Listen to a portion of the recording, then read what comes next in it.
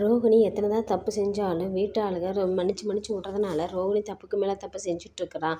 ஆனால் இந்த கிறிஸோட பிரச்சனையில் நல்லா வீட்டில் மாட்டிக்கிட்டு வீட்டை விட்டு வெளியில் அனுப்பிடுவாங்கன்னு நீங்கள் விரும்புனீங்கன்னா இந்த சேனலுக்கு லைக் பண்ணுங்கள். வாங்க வீடியோக்குள்ளே போகலாம். ரோகிணி இருந்துக்கிட்டு கிறிஸோட அம்மாங்கிறது யாருக்குமே தெரியாது. ஆனால் இருந்தாலும் என்னடா பண்ணுறதுன்ட்டு அவள் பயந்து பயந்து என்றைக்காச்சும் மாட்டிடுவோம் அப்படின்னு சொல்லி பயந்து பயந்து வாழ்ந்துக்கிட்டு இருக்கிறான். ஆனால் ரோகிணி மிரட்டி பணம் வாங்குறவன் முத்து கூட கிறிஷை பார்த்துட்டு வீடியோ காலில் பண்ணி மிரட்டிகிட்டு இருக்கான். எனக்கு 2,00,000 பணம் கூட இல்லாட்டி நான் இந்த முத்துக்கிட்ட போய் இந்த உண்மையை சொல்ல போயிடுவேன்னு சொன்னோன்னே ரோகிணி பயந்துக்கிட்டு என்னடா பண்ணுறதுன்னு என்கிட்ட சுத்தமாக காசு இல்லைன்னு சொல்லி சொன்னோன்னே, இல்லை எனக்கு தெரியாது, நீ என்ன பண்ணுவியே இது பண்ணி எனக்கு தெரியாது, உன்னோட விஷயத்தை எல்லாத்தையும் முத்துக்கிட்ட சொல்லிடுவேன், முத்து அங்கங்கே எங்கெங்கே புட்டு வைக்கணுமோ அங்கே எல்லாமே சொல்லிடுவா அப்படின்னு சொல்லி மிரட்டினோடனே சரி சரி விடு அப்படின்ட்டு, நாளைக்கு உனக்கு எப்படியாச்சும் பணத்தை நான் ஏற்பாடு பண்ணி தர்றேன் அப்படின்னா, நீ நாளைக்கு பணம் ஏற்பாடு பண்ணி தரலின்னா நீ பேசுனது எல்லாமே என்கிட்ட கெஞ்சினது எல்லாமே ரெக்கார்டு எடுத்து வச்சுருக்கேன், அந்த ரெக்கார்டை முத்துக்கு அனுப்பிடுவேன்னு சொல்லி மிரட்டினோடனே சரி என்ன பண்ணுறதுனே தெரியாமல் யோசிச்சுக்கிட்டு பணத்துக்கு என்ன பண்ணுறதுன்னு தெரியாமல் யோசிச்சுட்டே உட்காந்துருக்குறா ரோகிணி. மனோஜ் சீட்டு பிடிச்சி பணம் வச்சுருந்ததை லாக்கரில் வச்சுருந்ததை ரோகிணிக்கு ஞாபகம் அந்த போய் அந்த லாக்கரில் இருந்த பணத்தை 3,00,000 எடுத்துக்கிறா. ஐயோ கேமரா இருக்குமே அப்படின்ட்டு கேமராவையெல்லாம் மறைச்சுட்டு ஆஃப் பண்ணி விட்டுட்டு போய் எடுத்துட்றான். அப்போவுமே தெரியாதனமாக எடுத்ததை ராணி வீடியோ எடுத்துட்றா. டீ வாங்கிட்டு வர போக சொல்லி ராணி அனுப்பிச்சிடுது. அது ராணி வந்து பார்த்துட்டு வீடியோ எடுத்ததை யாருக்குமே தெரியாமல் வச்சிட்ருக்கா.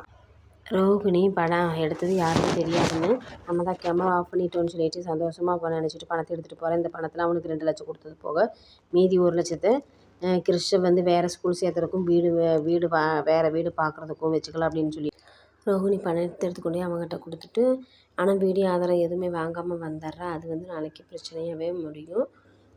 ரோகிணி அவங்க அம்மாவை பார்க்க போயிட்டு நீ டிஸ்சார்ஜ் ஆகி வீட்டுக்கு போயிடு, நான் கொஞ்ச நாள் அங்கே இரு, நான் வேறு வீடு பார்த்துட்டு வேறு முத்துக்கும் மீனாவுக்கும் அந்த வீடு தெரிஞ்சிருச்சு, அதனால் அங்கே அடிக்கடி வருவாங்க, அதனால் நான் உங்களுக்கு வேறு வீடு பார்த்துறேன், கிறிஸுக்கும் வேறு ஸ்கூலு அரேஞ்ச் பண்ணி வைக்கிறேன், நீ இனிமேல் இங்கே வராது அப்படின்னோடனே ஏன் கல்யாணி அவன் ரொம்ப அங்கே தாண்டி சந்தோஷமாக இருக்கிறான், அவனுக்கு இங்கே அங்கே இருக்கதா பிடிக்கும்ன்ட்டு சொல்லிட்டு போகிறான். எப்படி நீ இப்படியெல்லாம் அப்படிங்கன்னா நீ என்ன பண்ணுவியே இது பண்ணுவேன்னு தெரியல, நாளைக்கு முத்து வீட்டுக்கு வான்னு கூப்பிட்றப்ப போகக்கூடாது அப்படின்னு சொன்னான்னு சொல்லி மிரட்டுறாக கல்யாணி அவங்க அம்மாவை. ஆனால் அவங்க அம்மா என்ன பண்ணுறதுன்னு தெரியல.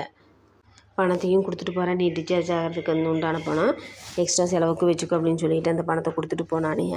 முத்து நாளைக்கு நாங்கள் உங்களை டிஸ்சார்ஜ் பண்ணுறோம், நீங்கள் எங்கள் வீட்டுக்கு தான் வரணும்னு முத்து ஆர்டர் போட்டு போகிறேன். இந்த பாட்டிக்கு என்ன பண்ணுறதுனே தெரியாமல் கிறிஸ் ஏதோ அவங்க சந்தோஷமாக இருக்கானா இருக்கட்டும் அப்படின்னு சொல்லிட்டு சரி இந்த ஹாஸ்பிட்டல்லேருந்து நம்ம எங்கேயாச்சும் போயிடலாம், இங்கேருந்து அதானே அவங்களாம் கூப்பிடுவாங்க அப்படின்னு சொல்லிட்டு எஸ்கேப் ஆயிடுது. கிறிஸ் சந்தோஷமாக வீட்டுக்கு பாட்டி பார்க்க போகிறேன்னு சொல்லி சந்தோஷமாக கிளம்பிகிட்ருக்கிறான். முத்து புது ட்ரெஸ் எல்லாம் எடுத்து கொடுத்து போட்டு அழகு பார்த்துட்ருக்காங்க. அவன் கிறிஸ் கேட்குறான், ஆண்டி அங்கிள் நீங்கள் 2 பேரும் ஏன் எனக்கு புது ட்ரெஸ் எல்லாம் எடுத்து கொடுத்தீங்கன்னு, நம்ம பாட்டி டிஸ்சார்ஜ் பண்ண போகிறோம்ல அதனால தான் நீ புது ட்ரெஸ் போட்டுவான்னு சொல்லி சொல்கிறாங்க. சரி சந்தோஷமாக பிடிச்சிருக்குது ஆண்டி அப்படின்ட்டு 2 பேர்த்துக்கு கன்னத்தில் முத்தம் கொடுத்துட்டு இருக்கான். அண்ணாமலையும் திருக்குறள் புக்கு கிஃப்டாக தராங்க, ரவியும் சுருதியும் ட்ரெஸ் எடுத்து தராங்க. ஆனால் மனோஜ் ரோகிணி மட்டும்தான் எதுவுமே தரல. ஆனால் இருந்தாலும் எல்லாத்துக்கும் முத்தம் கொடுக்குறத பார்த்துட்டு அவன் ரொம்பவே ஏங்கி நிற்கிறான். அந்த பையன் கிறிஷு முத்தம் கொடுக்குறான். முத்தம் கொடுத்தாலும் என்ன புதுசாக பழகுற அப்படின்னு சொல்லி சொன்னானே, விஜயாவுக்கு டக்குன்னு முத்தம் கொடுத்துட்றான். எல்லாருமே போயிட்டு வரேன்னு சொல்லிட்டு கிளம்பி போகிறப்ப அங்கே போய் பார்க்குறப்ப அந்த அம்மா என்னது நைட்டாகவே டிஸ்சார்ஜ் ஆகி போய் இருந்தாலும் அவர் முத்து வீட்டுக்கு கூட்டிகிட்டு போயிடுவேன், நம்ம பிரச்சனையாயிரும் அப்படின்னு சொல்லிட்டு எஸ்கேப் ஆயிடுறாங்க. ரோகிணியும் பார்த்துட்டு ஐயோ எங்கே போனான்னு தெரியலேன்ட்டு எல்லோரும் முத்து ஒரு பக்கம் அந்த பாட்டியை தேடிட்டுருக்கான். ஹாஸ்பிட்டல் ஃபுல்லாக சிசிடிவி கேமராவை எல்லாத்தையும் செக் பண்ணி பார்க்குறப்ப நைட்டாக கிளம்புனது தெரியுது. ஆனால் யாரும் கூட்டிகிட்டு போகலைங்கிறதும் தெரிய வந்துடுச்சு.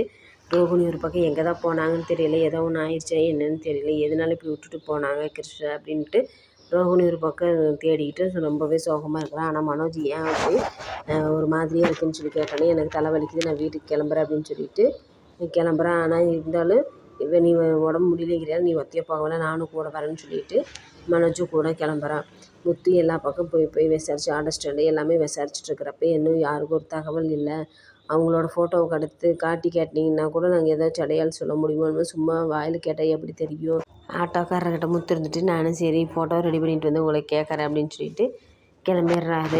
போய் ஆனால் விஜயா வெளியில் கூட்டிகிட்டு போனவனே இனிமேல் வரமாட்டான்னு சொல்லி எல்லாத்துக்கும் டாட்டா சொல்லிட்டு போனவனே இப்போ கூட்டிகிட்டு நடு வீட்டில் உட்கார வச்சுட்டு சோறு ஊட்டிகிட்டு இருக்கிறியா, அவன் பாட்டிக்காரி இவனை வளர்க்க முடியாதனால கொண்டு உங்கள் வீட்டை தள்ளிட்டு போகிறேன், இங்கிலீஷ் வார்த்தனமாக அவனுக்கு வேணுங்கிறத செஞ்சுட்டு உட்காந்துருங்கன்னு சொல்லிட்டு விஜயா வந்து மீனாவையும் முத்தையும் திட்டிகிட்ருக்குறா. அத்தை நீங்கள் தேவையில்லாமல் பேசாதீங்க, பச்சை குழந்தை முன்னாடி இப்படி தான் பேசுவீங்களா, என்ன பேசுகிறதுன்னு கூட உங்களுக்கு தெரியாதான்னு சொல்லிட்டு மீனா வந்து விஜயாவை திட்டிகிட்ருக்குறான்.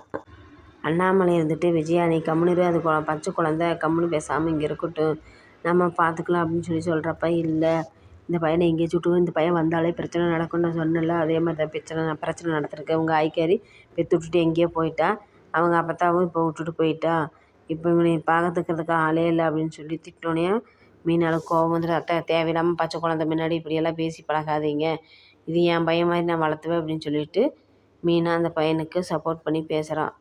இந்த கிறிஷோட அம்மா ரோகிணி தாங்கிறது தெரிய வந்து ரோகிணி வீட்டை விட்டு வெளியில் அனுப்பிடுவாங்க அப்படின்னு நீங்கள் விரும்புனீங்களா? இந்த சேனலுக்கு லைக் பண்ணுங்கள்.